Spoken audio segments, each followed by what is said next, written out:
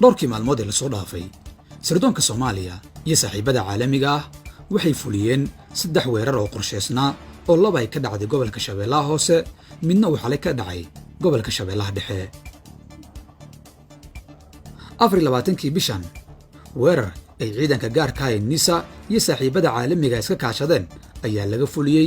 deegaanka Buulo Madiino ee gobolka Shabeellaha Hoose weerarkan lala beegsaday fadhi kooxdu lahayd ayay dawladdu xaqiijisay inay ku geeriyoodeen 49 ka mid ah milishiyada kooxda Al-Shabaab maalinkii xigay meydadka oo la sheegay in dawladdu ilaalo ka haysay ayaa gaadiid iyo ciidan ay kooxdu u soo dirtay inay meydadka soo qaadaan waxaa loo geystay duqayn labaad halkaas oo iyaduna ay dawladdu ka tabisay geerida 15 xubnood oo Al-Shabaab ah kooxda ayaa ka gaabsatay inay ka hadasho duqayntaas uu qasaaruhu ka soo gaaray xalay howlgal ay iska kaashadeen ciidanka xoogga dalka hay'adda sirdoonka iyo nabad sugidda iyo saaxiibada caalamiga ah ayaa laga fuliyay deegaanka Celeero Buraale ee gobolka Shabeellaha Dhexe halkaas oo tilmaam ahaan dhacda xadka gobolada Shabeellaha Dhexe iyo Hiiraan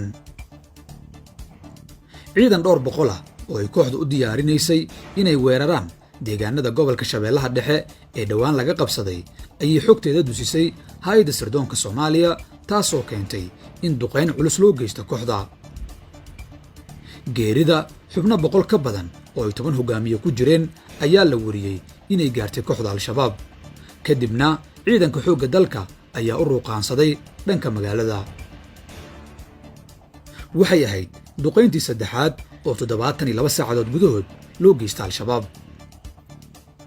weerarkan wuxuu imaanayaa 48 saacadood kadib markii uu madaxweynaha Soomaaliya Xasan Sheekh Maxamuud tagay deegaanada gobolka Shabeellaha Dhexe ee lagu xoreeyay kooxda Al-Shabaab sida Nuur Dugle iyo Masaajid Cali Guduud weeraradan qorsheysnaa ee qasaaraha badani uu ka soo gaaray kooxda Al-Shabaab ayaa waxa maanta ay dawladdu ka bixisay faahfaahin dhameystiran howlgal qorsheysan oo ciidanka xoogga dalka Soomaaliyeed iyo ciidanka hay'adda nabad sugidda iyo sirdoonka qaranka Soomaaliyeed iyo dadka deegaanka iyo saaxiibada caalamiga ah taageera howlgalka lagu la dagaalamay khawaarijtu ay iska kaashadeen ayaa xalay saqdi dhexe ilaa saacado uun ka hor hadda waqtiga halkan aan taaganahay waxa uu ka dhacay deegaanka Ceel Dheere oo ku yaala xadka kala qaybiya gobolada Hiiraan iyo Shabeellaha Dhexe howlgalkaas oo ahaa mid aad loo qorsheeyay isla markaana xogtiisu ay ahayd mid isku dubarigan ayaa lagu beegsaday goob ay ku sugnaayeen in ka badan 200 oo ka tirsan maleeshiyada khawaarijta ee Al-Shabaab oo ay ku jiraan 12 horjooge goobtaas oo ay ugu diyaar garoobayeen